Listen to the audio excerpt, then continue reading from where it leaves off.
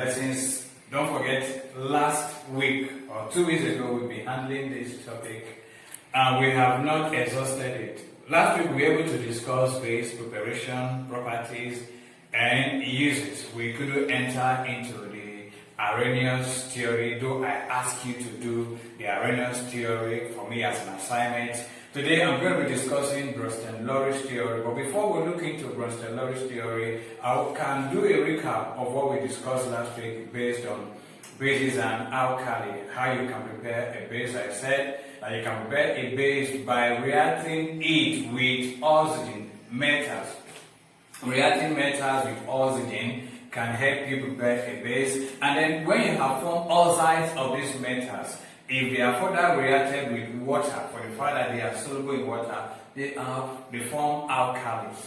So those are two methods where you can employ when preparing a base. Okay, we didn't actually go into the definition of bases and acid according to Arrhenius theory. I have asked you to deal with that. But today we briefly look at what Bronsted-Lowry's theory said about acid and bases. Because the last time we met, we stopped at the uses of bases and alkalis.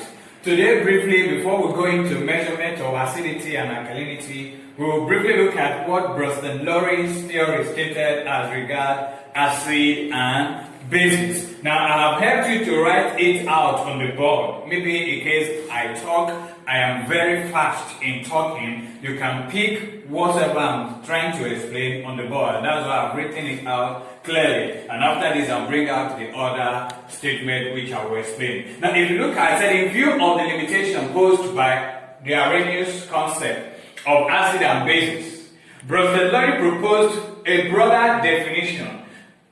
In other words, as the Arrhenius concept was not enough compared to what Bronsted-Lowry's theory stated. I would say, according to him, acid is a substance that can donate a proton. Acid is a substance that can donate a proton, whereas a base is a substance that accepts a proton. Acid is a substance that can donate a proton. So any substance that donates a proton is regarded as an acid, according to Bronsted-Lowry's theory. Whereas any substance that accepts a proton is described as a base, according to Bronsted-Lowry's theory. Now, the typical example that we will look at this day is the dissolution of ammonia in water. When ammonia is dissolved in water, what does it produce? Now, look at it. On the board is water. If it reacts with ammonia, it produces ammonium ion with hydroxide ion. When water is dissolved, or when ammonia is dissolved in water, it will produce ammonium ion, that's NH4 plus, and hydroxide ion, OH minus, in aqueous solution. This is because water will donate a proton to ammonia, forming a conjugate acid known as ammonium chloride, isn't it? And then the hydroxide ion, which is the conjugate base, because I have said before in our previous class that the hydroxide ion represents the base, whereas the hydrogen ion represents the acid.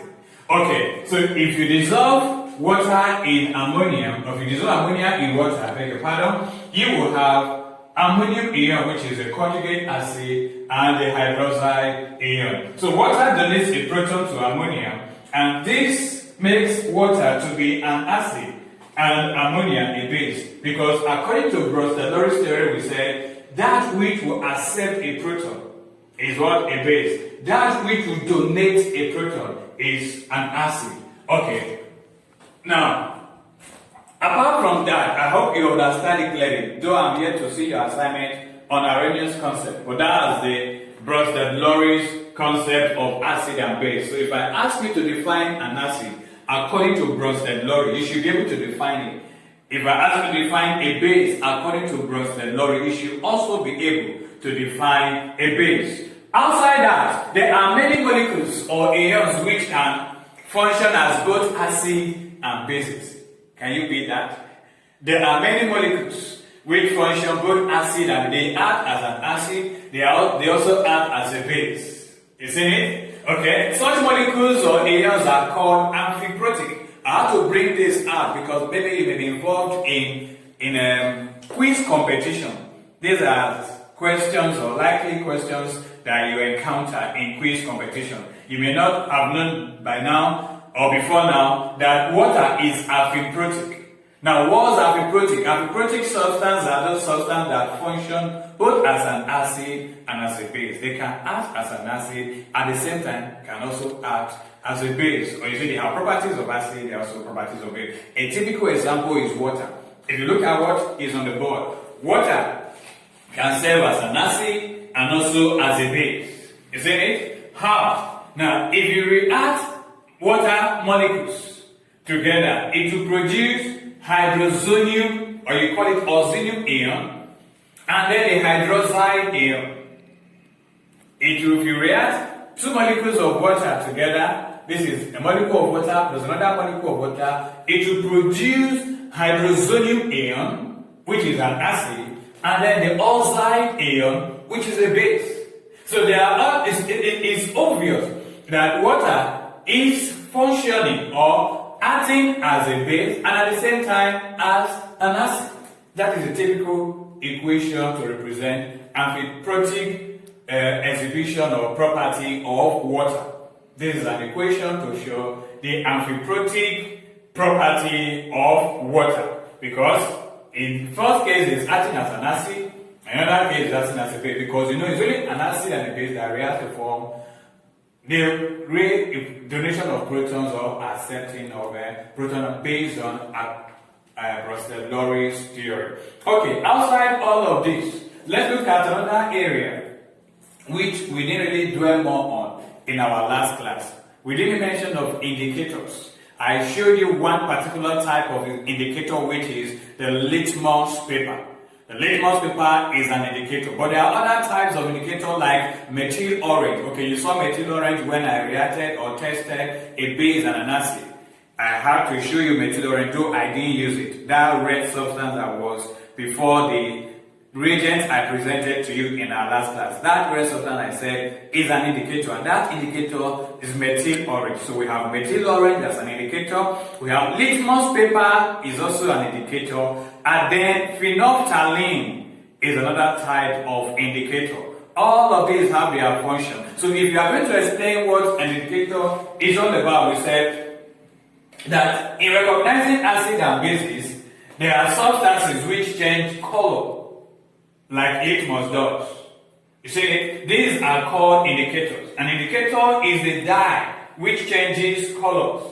An indicator is the dye which changes color in the presence of an acid, you see, or a base. They are usually extract from plants or flowers. Or we can also say indicators are organic substance which changes color in the presence of an acid or a base. Indicators are very, very important, because without indicator, if you are carrying out a titrometry, you will not be able to detect the end point of that reaction or experiment without including an indicator. Now, I'm going to show you a table that constitutes the indicator themselves, their color changes in a acidic medium, in basic medium, and also a neutral medium. Do stay tuned.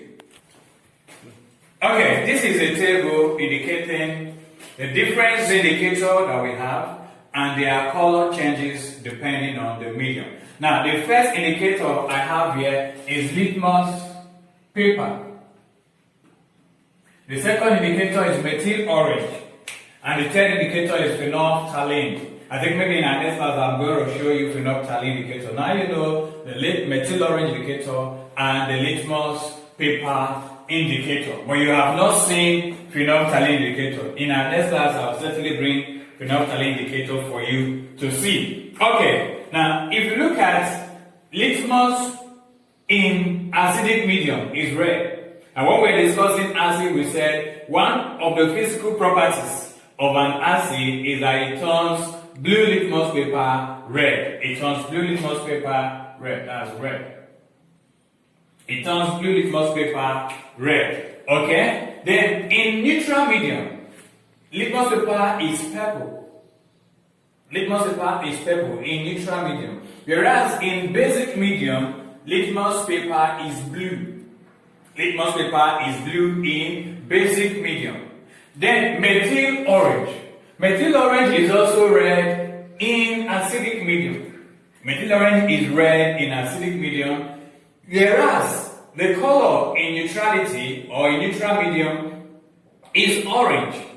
Whereas the color of methyl orange in basic medium is yellow. Okay? Then the last but not the least, which is phenolphthalein. Phenolphthalein is colorless in acidic medium. Please don't forget, I will ask you. Phenolphthalein is colorless in acidic medium. Faint pink in neutral medium. It is faint pink. Whereas in basic medium, it is pink. It is pink in basic medium. Now, these are the color changes. They are indicators. They are color changes in the different medium. This is a table summarizing all of that. And you need to have this at your fingertip so that maybe when the exam comes or in our next class or when you have anything to, maybe you need to apply all this knowledge, you can easily apply them. Exactly when we are doing experiment. Now we will look at measurement of acidity and alkalinity.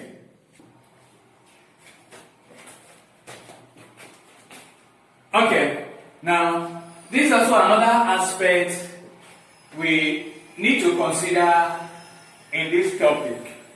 Measurement of acidity and alkalinity. Measurement of acidity and alkalinity. When we say acidity, of course, you know, as the name implies, acid. Alkalinity simply means alkali. Soluble base, we said, is an alkali. Okay? Now, we said the strength of an acid or a base is dependent on the concentration of hydrogen ions. The strength of an acid or a base is dependent on the hydrogen ion or the hydroxide ion present in the solution of the acid or the base. The strength of an acid is a function of the hydrogen ion that is present in that solution, or the strength of the base is the function of also the hydroxide ion that is present in the solution of the base. Now this is referred to as the acidity or the alkalinity of the solution. Now, you cannot just measure the strength of an acid or a base. There is an instrument that is used to measure the strength of an acid or the strength of a base. That instrument is called the pH meter. Now, sometimes you see here the word pH. Now, pH, so we say pH is the power of hydrogen. Other terms we say the potential of hydrogen concentration ions or hydrogen ion concentration.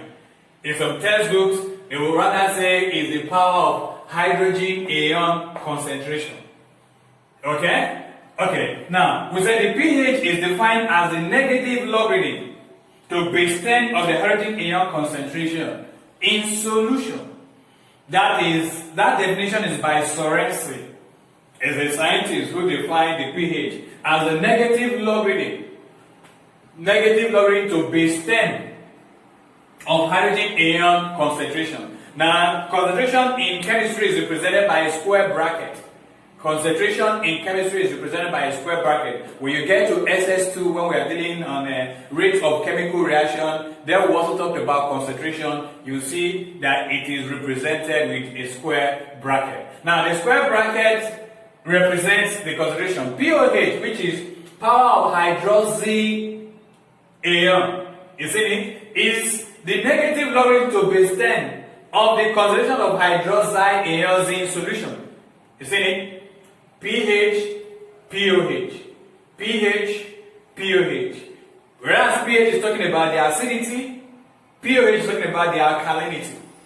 I'll take that again. Whereas the pH is talking about the acidity, pOH is talking about the alkalinity. Now, when we bring the acidity and the alkalinity together, it forms neutrality. That was why we say water is neutral. So we look at the ionic equilibrium of water now, briefly. The ionic equilibrium of water, briefly. Now, if we say water is neutral, it therefore means that the same concentration of the positive ion is the same concentration of the negative ion, so that when they come together, both the positive ion and the negative ion, it becomes neutral. Did you get that? Do I need to take that again? Okay, I'll take that again one more time. Now, if you look at water, water contains a positive ion and a negative ion, or you say is the hydrogen ion or the hydroxide ion forms water. The hydrogen ion and the hydroxide ion forms water. Now, the hydrogen ion has a concentration which has already been theoretically measured or determined, whereas the hydroxide ion also has a concentration which has also been theoretically determined and measured. So if we look at the ionic equilibrium of water, which is Kw, it spells out the multiplication of the concentration of the hydrogen ion and the hydroxide ion. So their values are 1 exponential minus 7, that is for the hydroxy or hydrogen ion, and then for the hydroxide ion, it is also 1 exponential minus 7. Now if we multiply these two together, we'll be having 1 exponential minus 14 mole per dm cube.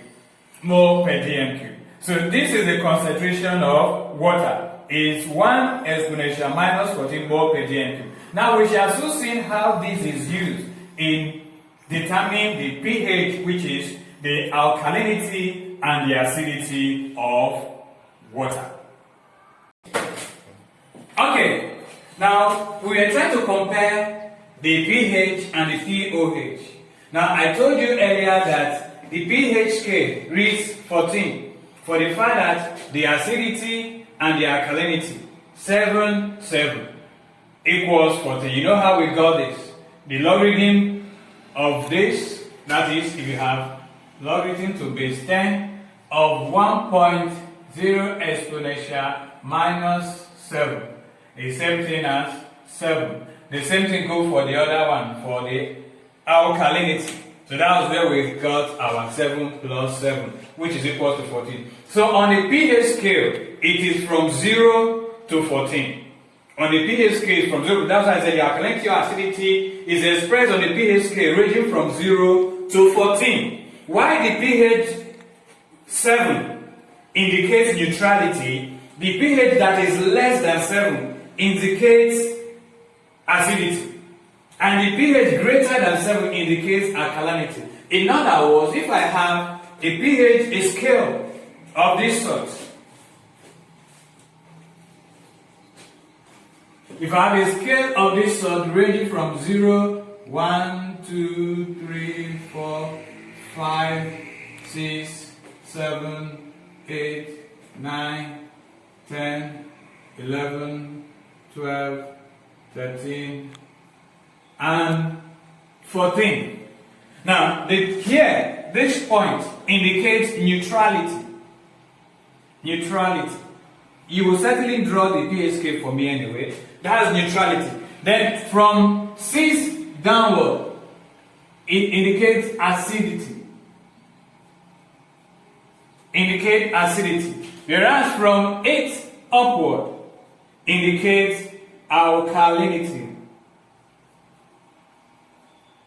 Alkalinity. That's exactly what I was trying to explain. I know you can see this. This is alkalinity. From 8 upward indicates alkalinity. From 6 downward indicates acidity. Whereas 7 on its own, on the pH scale, indicates neutrality. That is exactly what I have given out here. Okay, let me take an example how we can apply it, or how we can calculate the pH of a compound. I said example, calculate the pH of a solution containing 0.05 mole dm cube hydrochloric acid. How do you calculate the pH of 0.05 mole dm cube hydrochloric acid solution? Now you have been given the concentration. In the concentration which has been given is 0.05 mole dm cube, which in a significant figure, we can have it this way: 5 exponential minus 3. 5 exponential minus 3 in significant figure.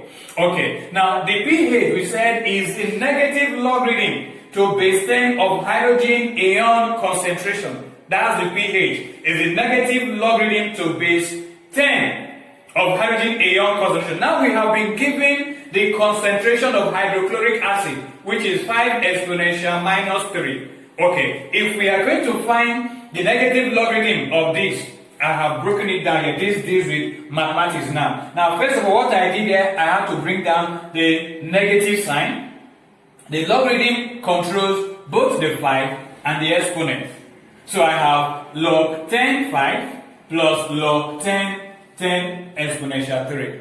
You see it? I have to break this down. Log 10 5 and log 10 exponential minus 3. That is exactly what is here. So taking the log of 5, it will give you 0.699. Now don't forget with this minus sign, that's why you have the minus sign there. Then the log of this already, 10. Log of this is 1, then 3.